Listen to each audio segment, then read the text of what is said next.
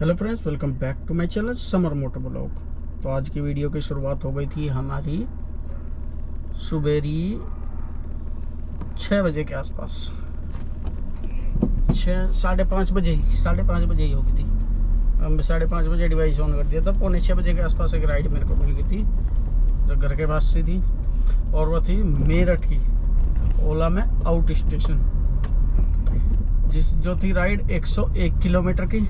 मेरे को दिया 1374 रुपये तो वैसे दिया, और 100 रुपये डेली अलाउंस और नाइट अलाउंस। ये देख लीजिए आप। तो टोटल हो गया 1574 रुपये।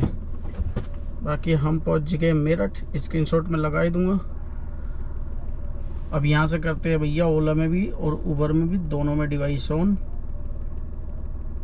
तो बताएंगे आज दिन भर में भैया कितने की अर्निंग होगी, कहाँ कहाँ जाने को मिलेगा और कितना काट पीट का हमें कितना मिलेगा। उबर भी खुल जा भाई, ओला तो खुल गया। तो चलिए बताते हैं फिर कोई राइड आएगी तो यहाँ से।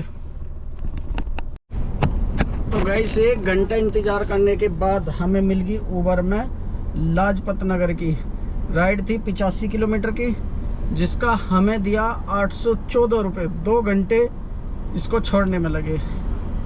अब ये देख सकते हैं यार, उबर है ना बिल्कुल बेशर्मी उतार रहा, बिल्कुल बेशर्मी उतार रहा है। आप ड्राइवर लोग कुछ कर नहीं रहे हैं। अब आप लोग हमें बोलते रहते हैं कि आप कुछ करो, आप कुछ करो। भाई हमारे करने से थोड़ी होता है। टैग करो उबर को वीडियो, हम इकले क्या कर देंगे। हम इंस्टाग्राम पे वीडियो को डालते हैं, उसको टैग करो। कम से कम उबर को एहसास तो हो इस चीज का कि भाई कर क्या रहा है सीन। तो अब देखते हैं भैया, यहाँ से कर दिया दोनों तीनों में डिवाइस ऑन। देखते हैं कहाँ की मिलेगी, फिर बताएंगे आपको।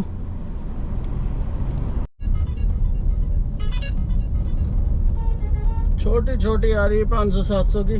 तो चलते हैं गाइस घर। मेरा आ चुका घर से फोन। एक राइड है हमारी प्राइवेट शाम की, दोपहर बाद की, तो उसको चल जाके करना है पिकअप। तो चलते हैं सीधा घर। अब जा कोई राइड आई थी, काफ़ी देर से कोई इंतजार कर रहा, मगर कोई आ रही तो आजा टंकी छोटी छोटी आई। तो मैं बैठा ही था तो घर से फ़ोन आ गया कह रहा हो जाना है।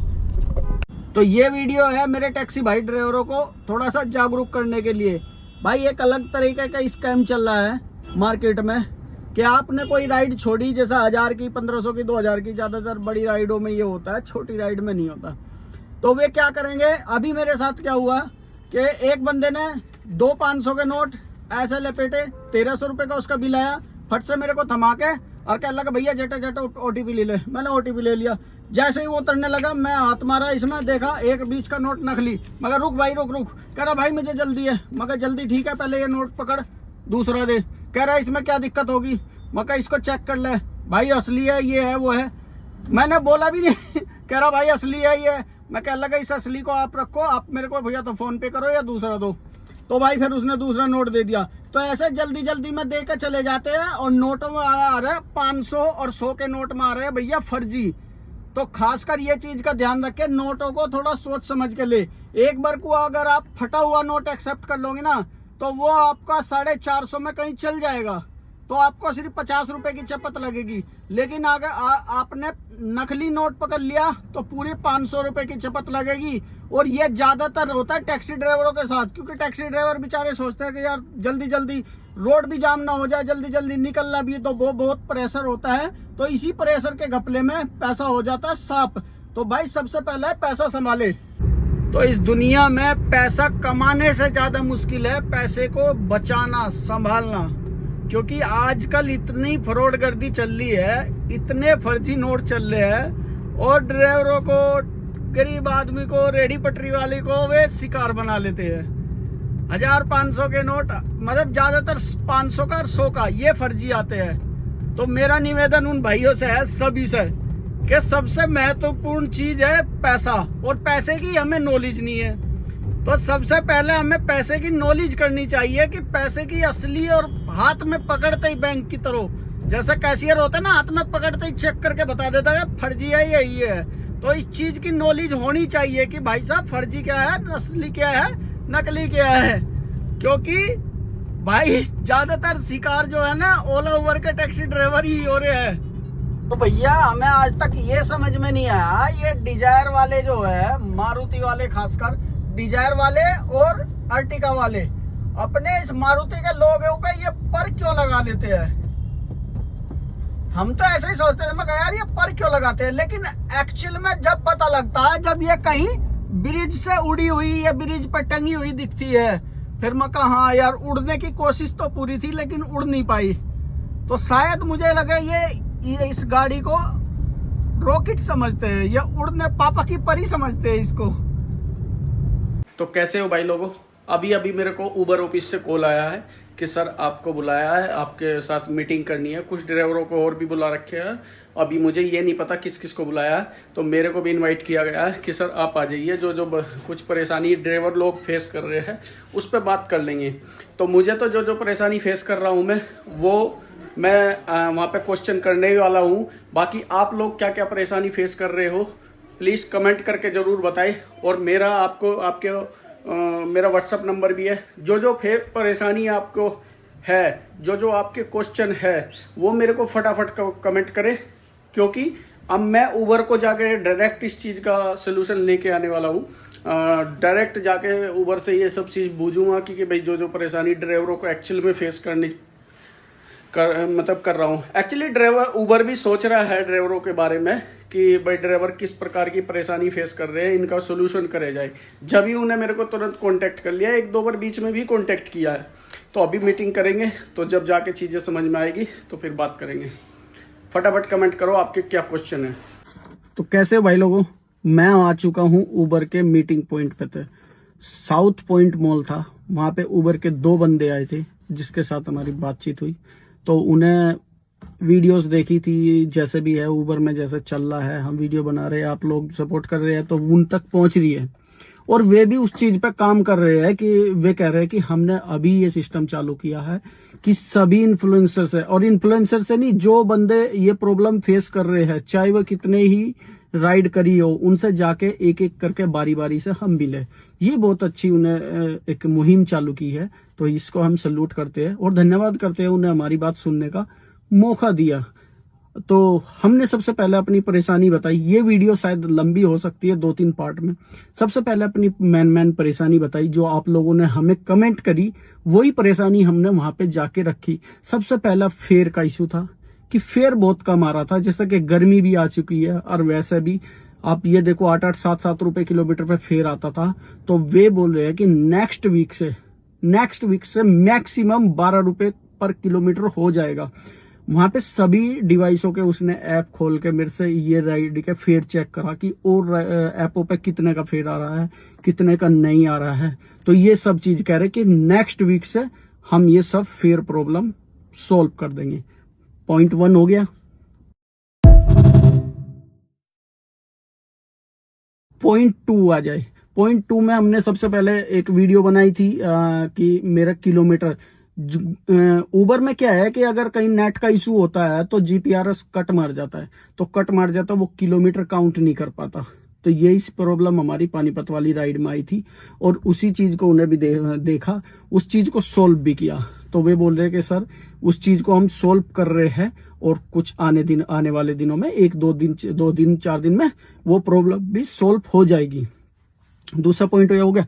तीसरा पॉइंट ये हो गया कि हमने उनको ये बोला कि सर जो ये बिना बताई फेयर एडजस्टमेंट जो कर देते हैं, कस्टमर को बोलता है कि राइड अपनी मर्जी से इधर को ले लो, उधर को ले लो, और हम अगर नहीं ले तो कस्टमर कंप्लेंट डाल देगा और ले जाए और फेयर बढ़ के आ जाए। बाद में वो कॉल करके कि सर फेयर बढ़ गया, तो वो तो एडजस्टमेंट करा लेगा। लेकिन उबर क्या करता था, ना ड्राइवर को कॉल करता, ना कुछ बूझता, तो फिर एडजस्टमेंट कर देता था।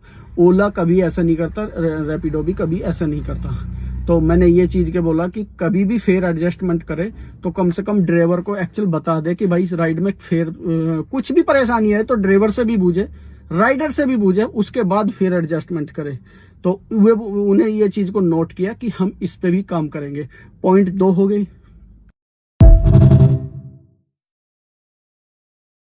तो पॉइंट नंबर 3, तो तीसरा पॉइंट यही है कि कस्टमर केयर से हम कॉल नहीं कर पाते इजीली। हम कस्टमर केयर से देखेंगे कांटेक्ट हो ही नहीं पाता। पहला होता था लेकिन किसी कारण से किंतु परंतु से अब कांटेक्ट नहीं हो पा रहा। तो वे इस चीज के लिए भी बोल रहे हैं कि नेक्स्ट वीक तक शायद कांटेक्ट होने लग जाएगा। और किसी को भी वैसे कोई प्रॉब्लम आती है तो मेरे को उन्हें ऑथराइज दी है कि सर आप डायरेक्ट कॉल कर सकते हैं हमें, मतलब डायरेक्ट आप हमें व्हाट्सएप पे मैसेज कर सकते हैं। कुछ भी चीजें हो, कोई भी परेशानी हो तो आप हमको डायरेक्ट मैसेज करिए, हम उसका सॉल्व करेंगे। मेरा भी ये कहना आप लोगों से, अगर कोई जेन्युइन प्रॉब्लम है, कोई धोखाधड़ी नहीं, कोई जेन्युइन छोटी मोटी है तो उसको तो आप कस्टमर केयर से कॉल करके कर लो। अगर आपके साथ कुछ ज्यादा बड़ा फ्रॉड होता है या किसी भी राइड के लिए या कोई ज्यादा बड़ा मैटर होता है, आप वो प्रॉब्लम मेरे को भेज सकते हैं। मैं उनको मैं उनको भेज दूंगा और उसका सोल्यूशन की मांग करूंगा कि भाई कोशिश करके इसका सोल्यूशन किया जाए। पॉइंट ये हो गया।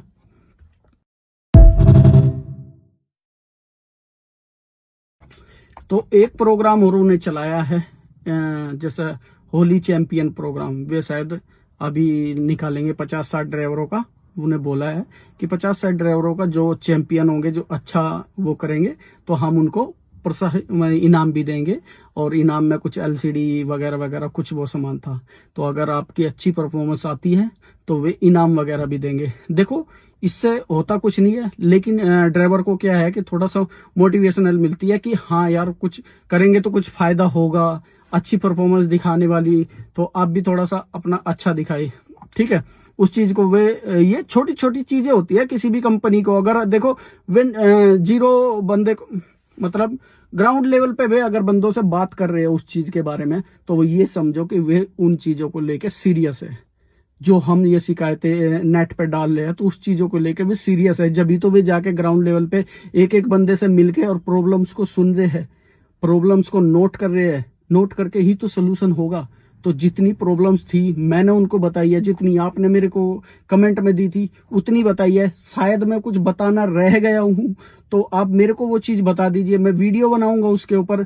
कुछ बंदों के थे स्क्रीनशॉट जो मेरे उस पे आ रखे थे व्हाट्सएप पे, मैंने वे भी उनको भेजे, उनको लाइव वहीं पे दिखाया। मैं देखो ये क्या क्या कंडीशन है, तो उन्हें बोला कि सर इसका भी सोल्यूशन होगा।